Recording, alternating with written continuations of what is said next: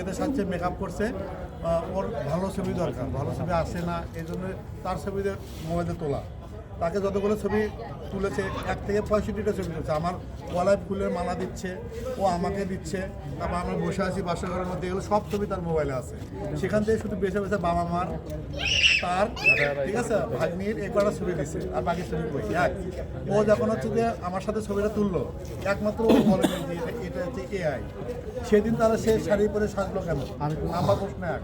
Number 2 হচ্ছে যে ওর বিছানায় দেখবে যে ঘুমিয়ে গেছে, আমি কিন্তু একটা ছবি তুলছি, ঠিক আছে। আর বিষয়টা হচ্ছে যে আমি তো ভালোবাসায় এত পরীক্ষা দিতে চাই না, আমি তাকে ভালোবেসে বাঁচিয়েছি। সে যখন আমাকে আমাকে আমাকে বারবার সে মিথ্যা বলছে, বাজার করে দিচ্ছে, এ দিচ্ছে, সে দিচ্ছে, সেইগুলো যখন বলছে তখন আমি বললাম যে আসলে এই সম্পর্ক আসলে থাকা উচিত না, কারণ সে সবসময় আমাকে সস্তা ভাবতেছে। আমি কি আসলে সস্তা?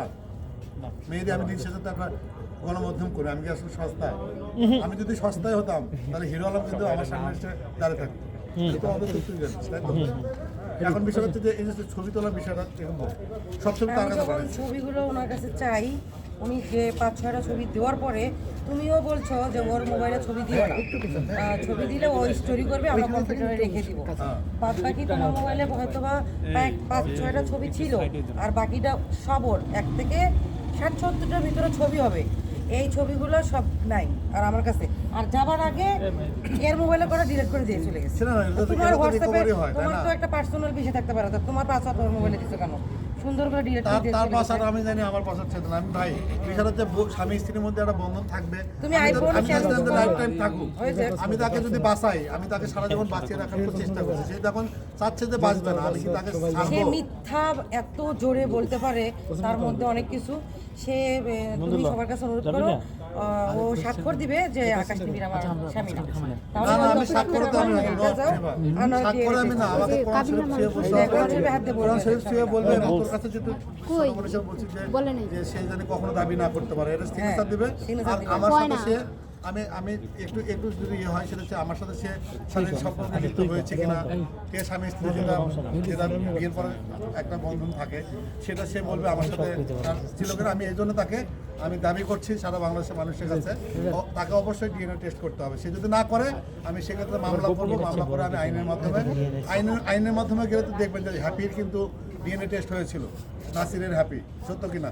সেক্ষেত্রে আমি আমার আমার জীবন যতক্ষণ আমার মানে শক্তি মেধা আছে, আমি এটা প্রমাণ করব সে আমার বউ ছিল, সে আমার সাথে এটা প্রতারণা করছে। এবং আপনি একটা জিনিস বলবো, বিয়ে হয় হচ্ছে কাবিন, একটা কাগজ থাকে কাবিনের, ওটা কিন্তু তারা স্ট্যাম্পে আমার থেকে সিগনেচার নিয়েছে।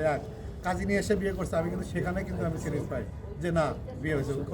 ওই যে আমার কাছে 3 কোটি টাকা লেগে তো তা আমার যায় আসলে, আমি একজন সাংবাদিক, আমার থেকে 3 কোটি টাকা নিতে হলে তাকে হচ্ছে 1600 বছর হচ্ছে কাঠ খড় কিন্তু পোড়াতে হবে।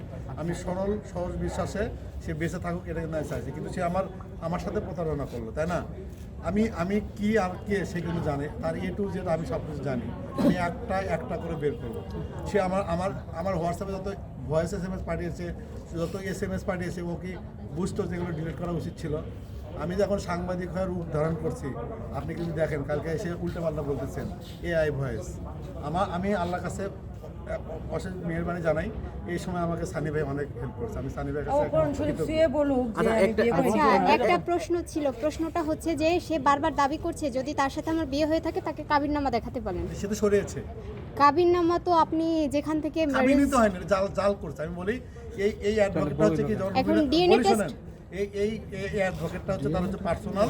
রুমি রহমান যখন মারা যায়, রুমি রহমান মারা যাওয়ার সময় ডিএনএ টেস্ট তো লিভিনে থাকলেও করতে পারে। শোনেন আপু, সেটাই তো আপু একটা বলবো, সেটা হচ্ছে আপনার স্বামী যদি মারা যাওয়ার আগ মুহূর্তে আপনি হাসপাতালে দৌড়াবেন না?